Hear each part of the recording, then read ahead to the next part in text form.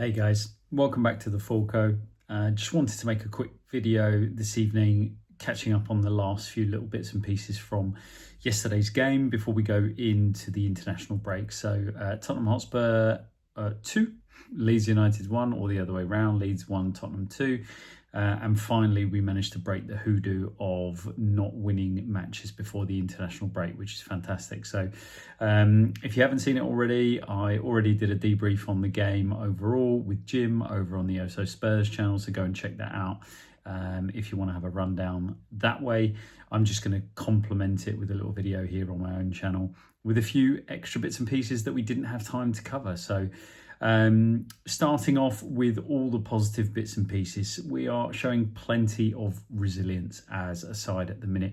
We are not playing particularly well, but we are getting results, whether they be the 3 draws that have come before or this victory in a difficult place to go and get a result. So there's plenty of teams, plenty of very good teams are going to go to Leeds United and they're going to struggle to get out of there with any points at all. So from that respect, Thomas Frank and his coaching staff deserve lots and lots of credit for making us hard to beat, resilient, and there is a genuine spirit. And that is embodied no more so than in what I'm seeing with Mickey van der Ven. I feel like Mickey van der Ven this season has really taken a step forward.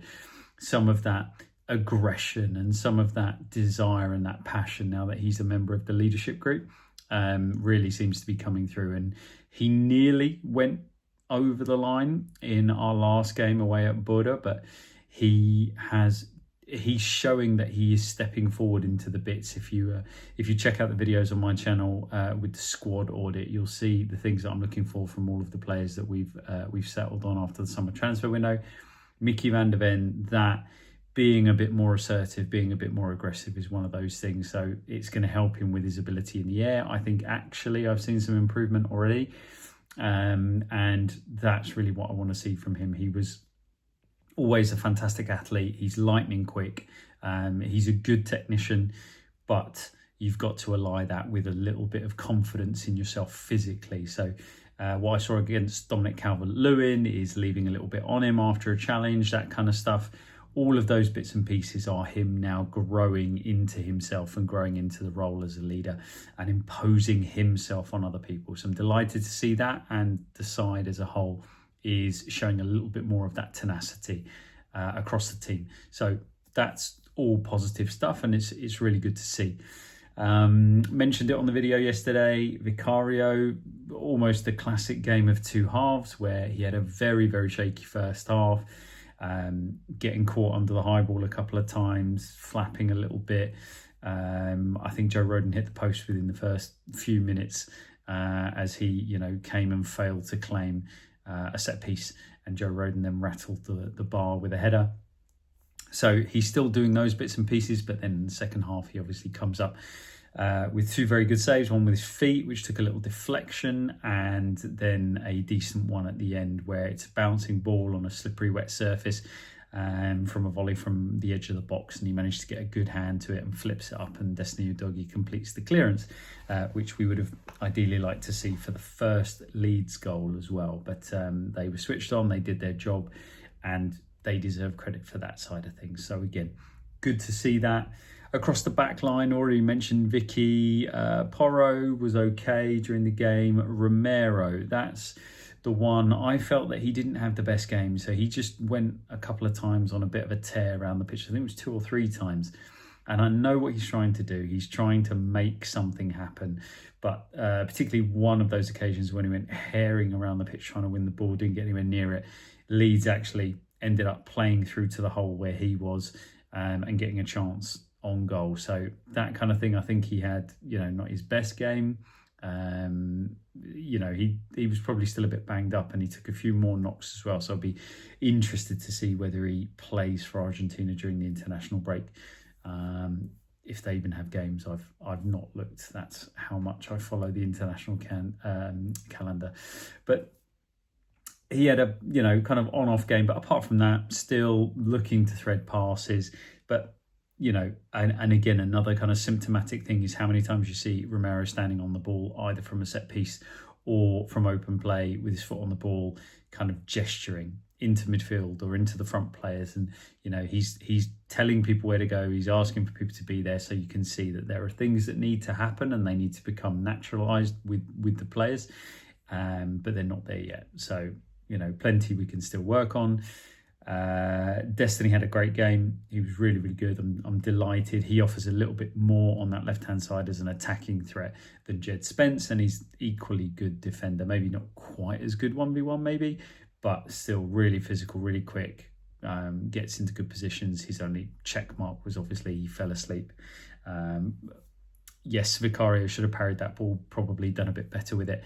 But for the Leeds goal, he just was on his heels and got beaten to the ball by Okafor, who taps it in from a yard. Surprising celebration from a player when you tap one in from a yard. That level of arrogance for that finish. But anyway, we'll let the players have their fun. Into the midfield, Paulinho did Paulinho things. He was good, largely speaking, provided that platform for others to play. Still struggles with his distribution, and that's not going to change. It's not going to improve massively from here on in. So more what you'd like to see from Paulinho is winning the ball, breaking stuff up, and then just laying it easy and just maybe moving that ball a little bit quicker. He is trying. He is clearly trying, but yeah, the switches of play and the threaded balls forward, it's just not his game. It's not what he does. Bentancur, the second member of the double pivot. So again, a lot of people looking at that, the two defensive midfielders and think, oh my goodness, we're not going to create anything. Well, it was decided we were going to go away to Leeds and we were going to be the team that sat and tried to play on the break. I think the only way we were going to impose ourselves in that game, with the lack of time that the team have had on the training ground to work on the attacking side of it, is we were going to try and press. So there were going to be times where we were going to press really high, and that's how we're going to impose ourselves, more so than our patterns of play with the ball, trying to progress it forward. Bentancur had a mixed bag. Largely speaking, he's a wonderful technician, so silky, so good on the ball, but he did give the ball away. He gave it once in a really dangerous area on the edge of the box. There was another occasion out on the touchline and gave the ball away. So just little bits and pieces. Tidy those up, be a bit more consistent with those. And he's an absolutely fantastic player. I never understand the criticism of Bentancur and people who say they don't know what he does. Watch the game. Watch him. See how many times he receives the ball and then look what he does with it. And what he makes look simple, other players simply cannot do. He's a fantastic footballer, but he's not perfect. He makes mistakes, certainly. He also did really well a couple of times dropping in when Romero went herring off on his missions, and filling space as well, which he's very good at. So a bit of a mixed bag from him. And then interesting in the front line, Odeberg being given another run out, Matisse Tell playing in the 9 with Richarlison sitting, and obviously Mohamed Kudus playing on the right with Xavi in the 10. So that's probably what people wanted to see. I'm not sure whether Matisse Tell was what people would have been calling for, but that worked relatively well. Siemens he's got the beating of players in midfield. He's got that ability to step past the player, and when you've got that in that number 10 position, wherever you're playing, deploying off the left or in the middle, you can start to open up spaces in front and you can start to stitch things together. We've seen enough now to know that he's got that in the locker and he can do it. So I'm excited to see how we improve, develop and evolve with him doing those kind of things. And obviously, if you eventually get Maddison back, you've got two very different number 10s and two very different options that can play either in the central or on the left-hand position. And that is exciting. That's good to see. It gives us lots of different options to throw at different teams and try and cause them problems. So that's really good. I don't want to see Rabona passes when you've got two players on your left-hand side who are open and definitely going to get a shot on goal unless you connect. Again, football at the elite level, and it's what you do when you're coaching and you're training people. Football is consequences, and at that elite level, it's not like training youth football. At that elite level, it is you live or die by the decisions you make. So if you're one-on-one with the goalkeeper and you've got a square and you don't play it and you miss, that is on you. Okay, and the top players get it right more times than they get it wrong.